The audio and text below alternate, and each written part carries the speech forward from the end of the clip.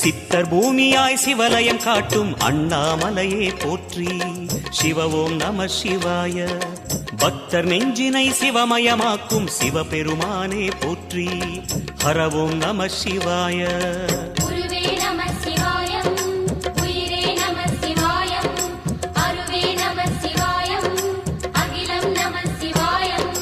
நம சிவாய நம சிவாய ஓம் நம சிவாய. நம சிவாய நம சிவாய ஓம் நம சிவாய.